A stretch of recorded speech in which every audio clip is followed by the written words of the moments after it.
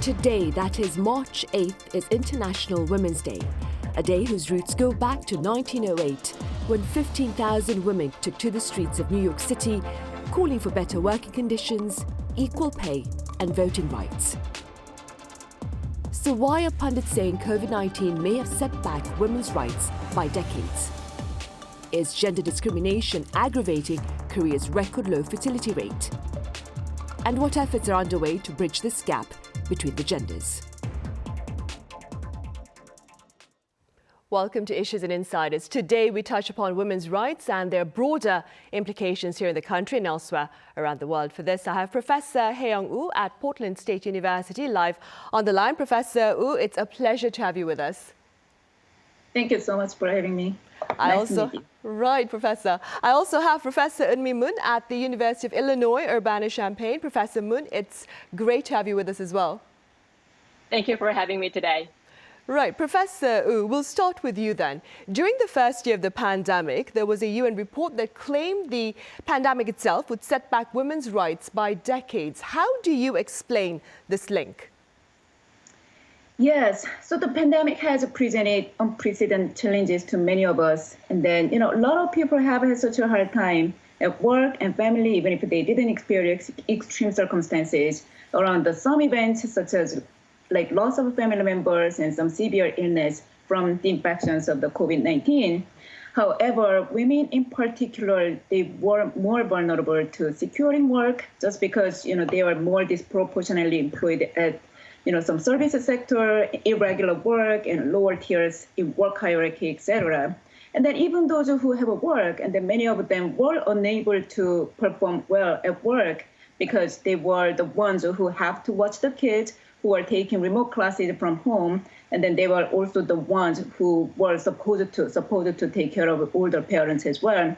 So also during this period, they spent a lot of people, a lot of family members, they had experienced those isolations and then some of the tensions and then family issues. So they raised up too. So some of the report clearly suggests that domestic violence also went up as well. So there are just a few that we can just think about easily why we were just going back to several decades. Right, and staying with that issue as well, Professor Mun, simply speaking, what are your thoughts regarding the impact of the pandemic on women in the workforce? So given that the pandemic has significantly changed the way we work, its impact is likely to be massive. One most widely observed impact on women in the workforce is that women's turnover rate increased during the pandemic. More women left the workplace during the pandemic compared to the pre-pandemic period. At the beginning of the pandemic, both men and women exited in a similar fashion, but unlike men who stopped leaving, women kept withdrawing from the labor market as the pandemic deepened. There was some excitement about remote work initially, as remote work made it possible for some women to fulfill both the workplace and family responsibilities. But what we see is that it turned out that the pandemic rather pushed women out of the workplace. There could be a few reasons why. But one possible reason would be that limited childcare options during the pandemic would have made it difficult for women to stay employed. This pattern will likely lead to a broader and negative impact on women in the long term. If women leave the workforce, their earning power suffers and their prospect for promotions declines. This means that the gender wage gap is likely to widen and there will be fewer women in the leadership positions at the workplace in the future. Right, unfortunately, of course. Professor, previously on our show, we touched upon Korea's record low fertility rate, and our panel of foreign journalists underscored structural discrimination against women as perhaps aggravating the situation. What are your thoughts?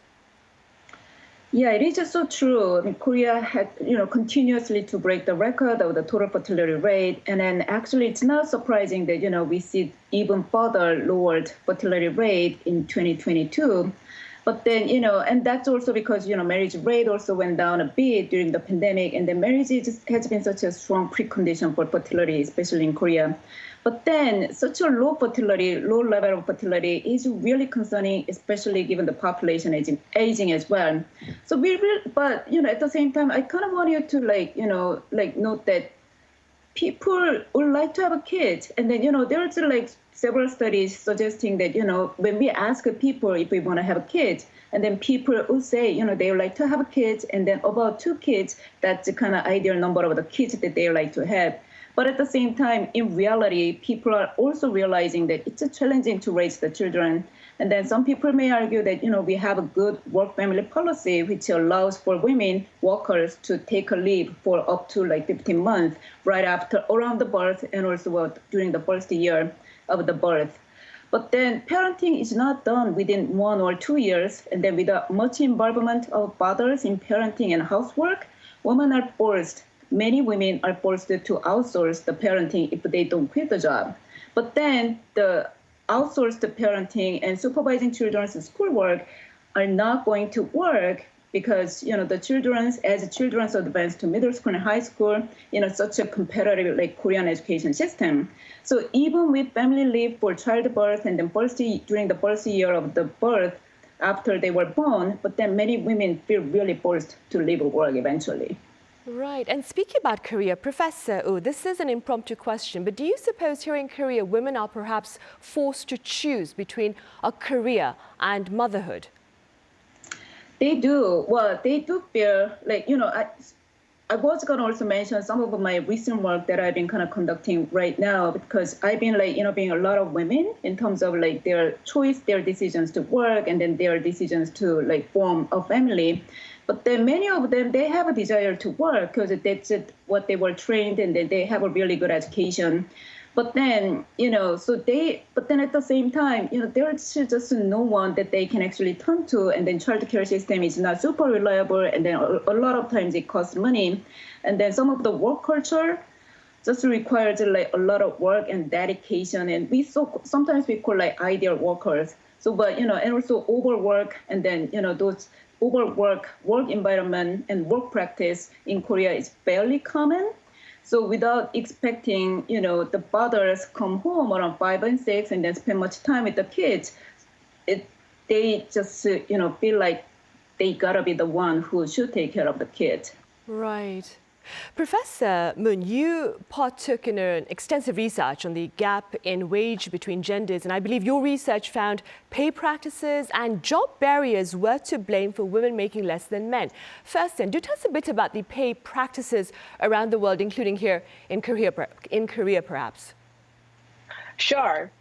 What we found in 15 high-income countries is that women are paid less than men even when they are performing in the same job at the same company. This is quite disappointing because we often assume and believe that although there is a gender wage gap in general, it should be the case that women and men who do the same work for the same employer receive similar pay. This gap, which we call the within-job gender pay gap, implies that the current pay practices used across these high-income countries, including seniority pay, performance pay, and any other types of merit-based pay practices, do not ensure equal pay for equal work. Across the 15 countries we analyzed in the research, Korea exhibits one of the largest gender pay gaps within the same job. Japan shows the largest gap, 26%, and in Korea the gap is 18%. That is, women earn 18% less than men who do the same work at the same workplace in Korea. This gap is a lot smaller in some other countries, such as 7% in Denmark. I want to also point out that there has been much progress over the years in Korea. In 1982, women earned only 57% of what men earned performing in the same job at the same company. So the current gap, 18%, is much smaller than what was the gap like in the past. What we show in our research is that the current pay practices in Korea, which often combine seniority and performance pay, have not been implemented to offer equal pay for equal work for women. Right, I see. And Professor Mun, what do you mean by job barriers aggravating the wage divide between men and women? So what we mean is that women are sorted into lower paying jobs. During the past few decades, women got educated more and participated in the labor market more, but they are still very much underrepresented in the high-paying, high-authority jobs. As much as we hoped that women get equal pay for equal work, We also hope that women get better jobs and get promoted more. Unfortunately, the progress on this front seems to be somewhat slow. In most of the high-income countries we studied, women and men have remained segregated in the past decades, with little indication of integration. And the way they are segregated is rarely gender egalitarian. Jobs dominated by women tend to pay less than jobs dominated by men. One important barrier for women to enter the male-dominated, high-paying jobs is long working hours. Women's ability to work long hours and fully commit to the workplace is often questioned, and women also find such jobs not compatible for family responsibilities. If there are many jobs that do not allow time for family, it is most likely that women are excluded from those jobs. For example, in Korea, where women tend to work very long hours, women are extremely underrepresented in high-paying managerial jobs. As today's OECD report showed, only 16% of those jobs are held by women in Korea, which is only half of the OECD average. Unless women make inroads to those high-paying jobs, the gender wage gap is unlikely to narrow. Right, and perhaps adding on to what Professor Mun has just said, Professor Woo, Korea, it's known to have one of the thickest glass ceilings in the world. How do you explain this reality? You know, I've been following the Economist magazine like every year around this time whenever they put out the glass ceiling index. And then, the ranking of Korea at the bottom just hasn't changed. So it is really disappointing and also alarming at the same time. But if the economists, they calculate that, the glass ceiling index based on like several indicators. And then I think some of them are already mentioned by Professor Mun just now. And then if you look at those things a little bit more specifically, those areas are the ones, the proportions of women in managerial positions and company boards and national assemblies, things like that. But then again, I think it is kind of along the line with what Professor Mun was trying to say. So majority of women these days, they attain higher educations and also they go on to the job market. So there's a good expectations that, women, they have a good education and then they got to go to the work, they got to find a work in the labor market. But then at the same time, many of these women clearly have a hard time in advancing with their work and career. Professor Woo, is Korea as a society doing perhaps enough to break this glass ceiling? Yeah. So my answer is yes or no. So Korea is trying to break the glass ceiling, and there has been improvement, that's for sure.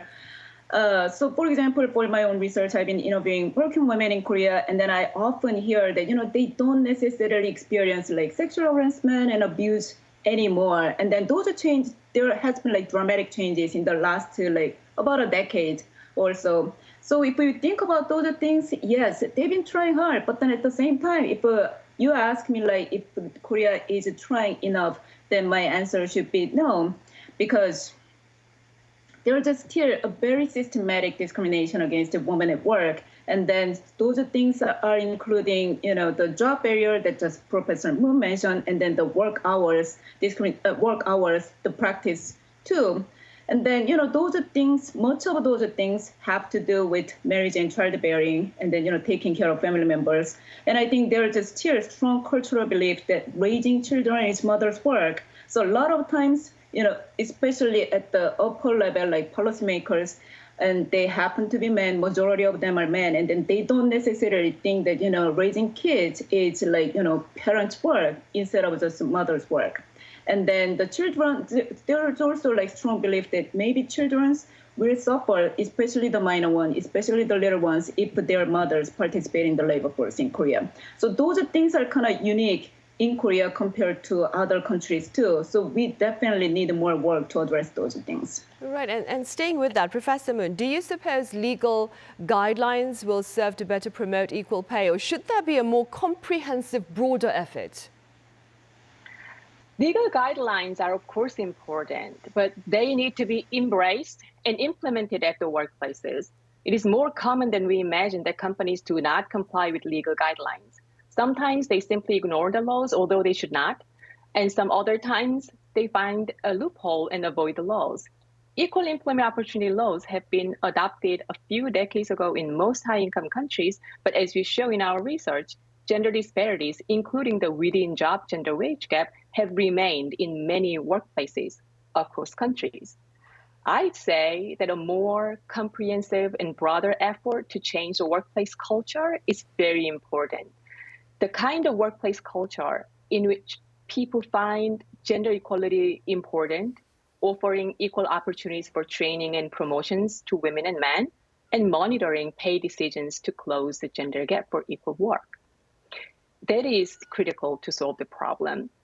In many countries, companies often adopt various practices to promote such culture, including diverse task forces, mentoring programs, women's advocacy groups, and flexible work arrangements. Any legal guidelines will be more effective in such a workplace where people have thought about the gender issues and try to close the gaps. That said, let me make it clear that laws are important. Laws signal the values of the society and where we want to be as a society. In that sense, the kind of laws we pass represent the kind of society we want to achieve. Then the question is, do we want a society where women and men who do same work at the same workplace be paid equally?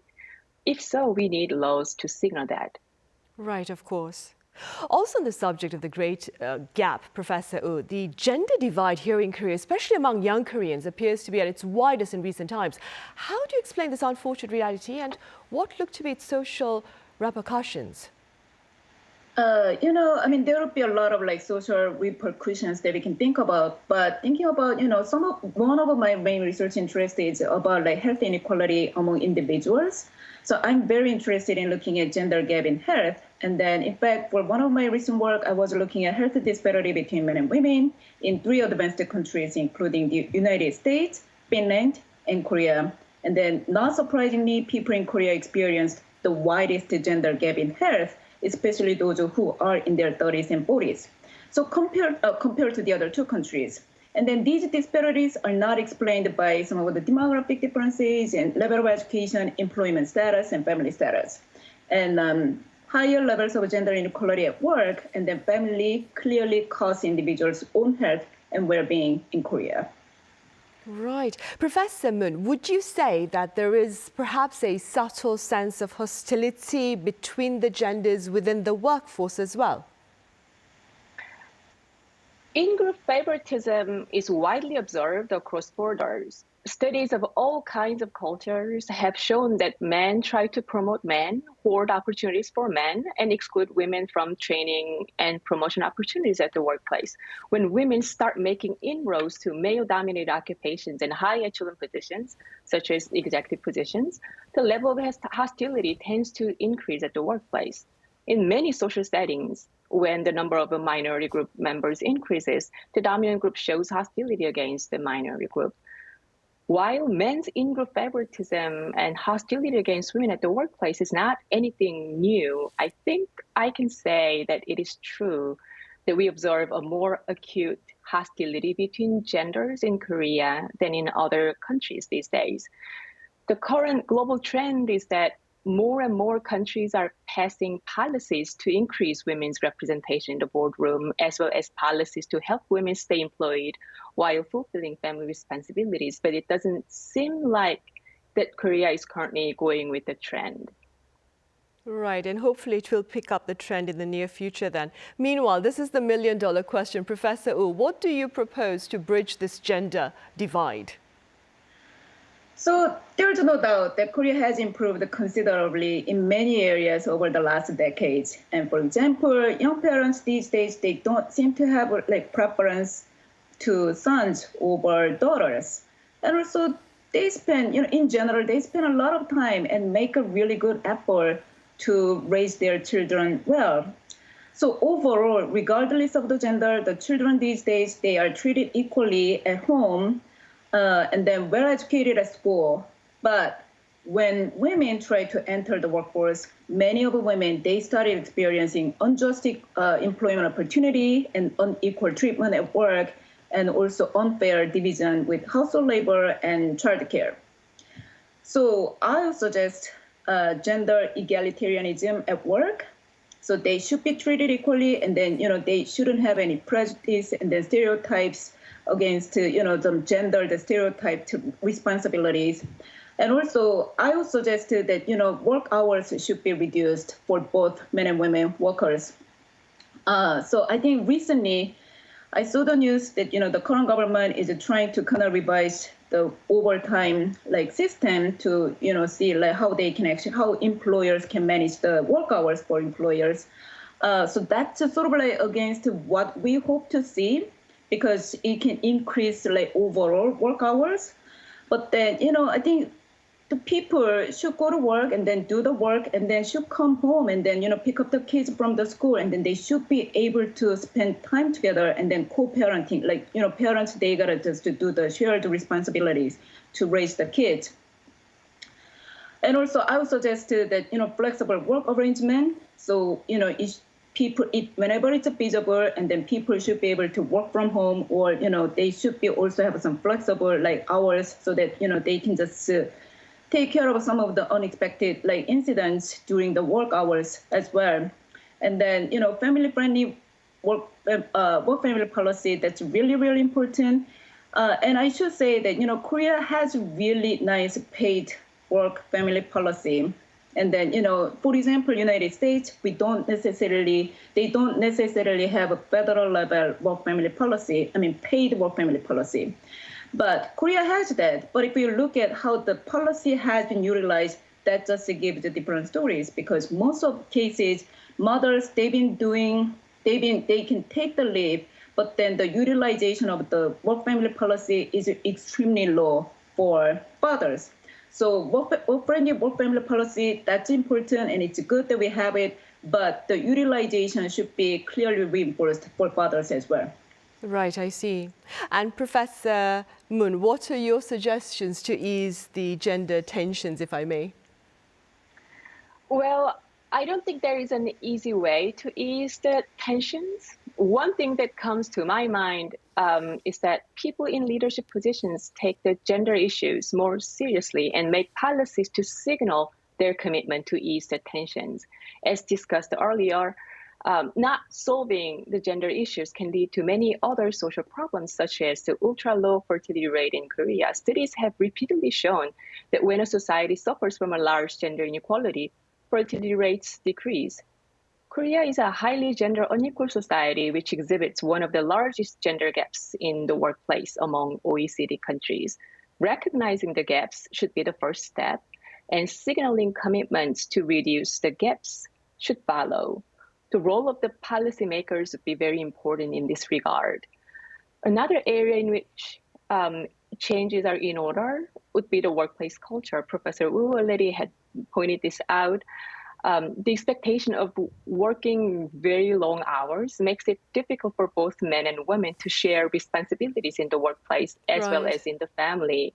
It leads to more gender segregated workplaces, limiting the opportunities for both genders to work together and understand each other better. Also, long work hours make it almost impossible for men to participate in the family domain, keeping women and men in separate worlds. That is not a good situation for easing gender tensions. We've come a long way. Both women and men are highly educated in Korea, and they need opportunities for meaningful work in life. Right, it is known that segregation of the genders does not help. How to establish an inclusive workplace and family is the key to ease tensions. Right, and hopefully they're listening to you, the policymakers. Professor Mun, thank you so much for your time and your thoughts today. And Professor Woo over in Portland, thank you so much for your insights as well. Thank you so much. Right, well, on that note, we end this edition of Issues and Insiders. Thank you for watching, and do have a happy International Women's Day.